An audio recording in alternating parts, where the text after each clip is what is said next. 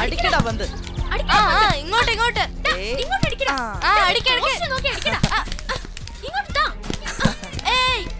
Pass ചെയ്യ്, പന്ത് pass ചെയ്യ്.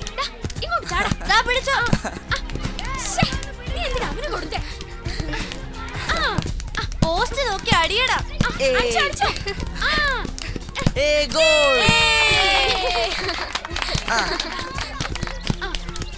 അടിക്കേ. പാസ് ചെയ്യ് ബോൾ ഇങ്ങോട്ട്. വേഗം. എനിക്ക് താടാ.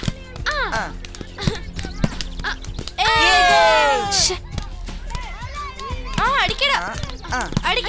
വേഗം.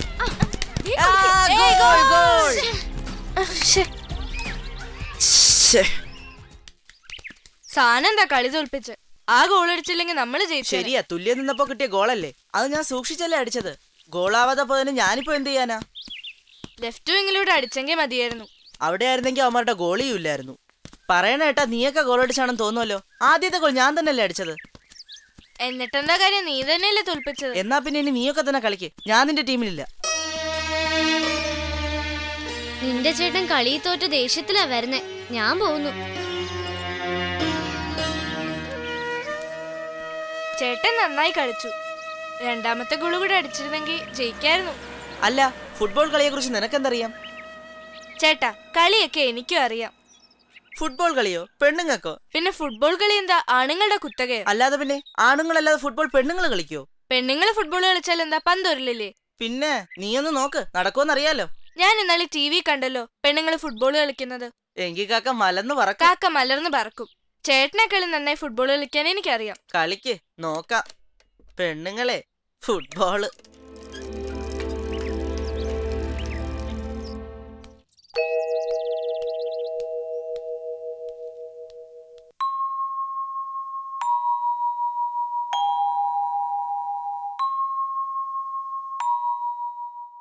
സാന്ദ്ര, നീ എവിടെ പോയിരിക്കായിരുന്നു ഈ നേരം വരെ?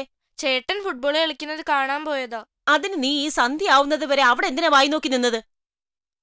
പറഞ്ഞില്ലേ, കളി കാണാൻ. തർക്കുത്തരം പെണ്ണിനെത്തിരി കൂടുന്നുണ്ട്. വളർന്നു വരുന്ന പെണ്ണാണെന്ന് ഒരു വിചാരവും ഇല്ല. അച്ഛനാ പെണ്ണിനെ കൊഞ്ചിച്ച് വഷളാക്കുന്നത്, പ്രത്യേകിച്ച് പെണ്ണിന്.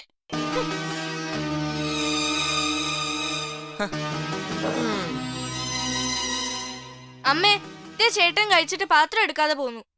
അവനൊരാണല്ലേ കൊച്ചെ? അവൻ പാത്രം എടുത്ത് കഴി വെച്ചില്ലെങ്കിൽ നിനക്കെടുത്ത് കഴി വെച്ചാൽ എന്താ? ആണുങ്ങൾക്ക് എന്താ കൊമ്പുണ്ടോ? തറുതല പറയാതെ പോയി കുളിച്ചു വല്ലതും കഴിക്കാൻ നോക്കുവച്ചേ. ഞാൻ കഴിച്ച പാത്രം ഞാൻ തന്നെ എടുത്തു വെക്കണം. ചേട്ടനെ കൊണ്ട് എടുപ്പിച്ചാലെന്താ?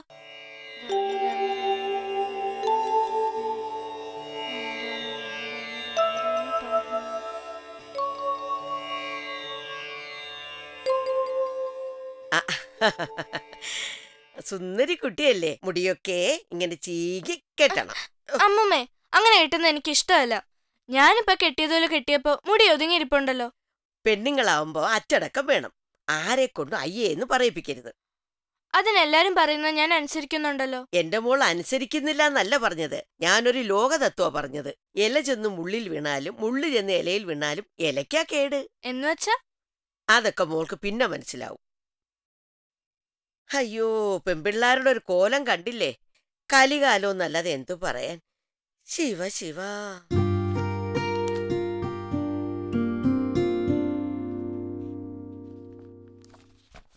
എന്തു പറ്റി മോളെ? ആർക്കും എന്നോട് സ്നേഹമില്ല. അച്ഛന്റെ സാന്ദ്രക്കുട്ടി പെണങ്ങല്ലേ? എന്തു പറ്റി പരിഭവിക്കാൻ? ചേട്ടനോട് എല്ലാവർക്കും സ്നേഹം. ഞാൻ എന്ത് ചെയ്താലും കുറ്റം. അങ്ങനെയൊന്നുമില്ല, മോൾക്ക് തോന്നുന്നതാ. അല്ല, ചേട്ടന് എന്തും ചെയ്യാം. അമ്മ എന്നെ എപ്പോഴും വഴക്കു പറയുന്നു. എങ്ങനെ പറയാതിരിക്കും? ആമ്പിള്ളേര് ചെയ്യുന്നതിന്റെ എല്ലാം പിന്നാലെ പാഞ്ഞു നടക്കും. പെണ്ണാണെന്നുള്ള ഒരു വിചാരം പോലും ഇല്ല. മായ അങ്ങനെ പറയരുത്. ആൺകുട്ടികളെയും പെൺകുട്ടികളെയും വേർതിരിച്ച് കാണരുത്. രണ്ടുപേർക്കും അവരുടെ അവകാശങ്ങളും അധികാരങ്ങളും തുല്യമാണ്. ഇപ്പൊ തന്നെ എന്റെ ഇഷ്ടവും നിന്റെ ഇഷ്ടവും തമ്മിൽ താരതമ്യപ്പെടുത്തുന്നതിൽ അർത്ഥമില്ല. രണ്ട് വ്യക്തികൾ എന്ന നിലയിലേ കാണാം. പറയുമ്പോ ഓരോ ന്യായം പറയും. അതാ ഈ പെണ്ണിന് വളം വെക്കുന്നത്. മോള് പോയി പഠിച്ചു. മായേ, നിങ്ങൾ സ്ത്രീകൾ തന്നെയാണ് പെൺകുട്ടികളുടെ ചിന്തകൾക്ക് വിലങ്ങിടുന്നത്.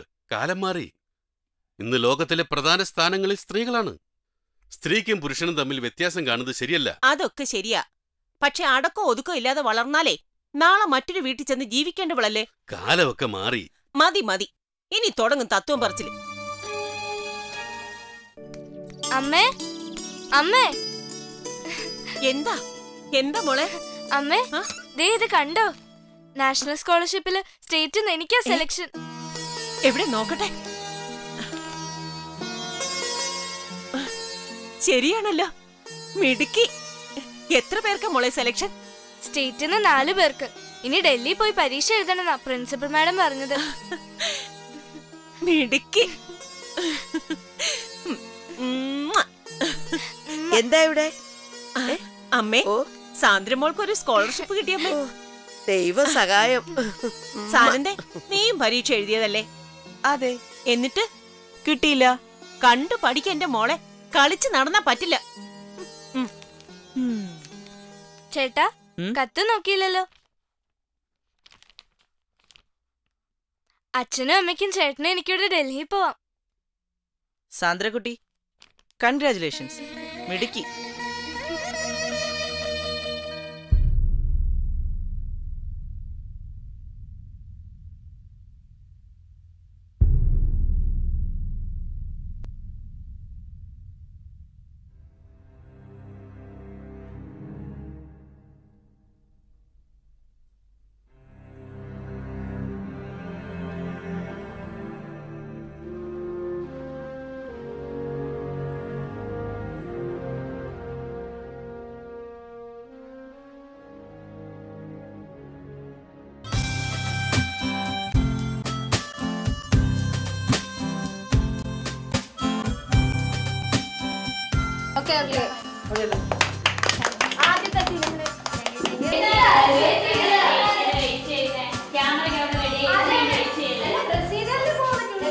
ഷൂട്ട് ചെയ്യണം, അത് ക്യാമറ കാണാൻ പറ്റി, പിന്നെ ക്രെയിൻ കാണാൻ പറ്റി.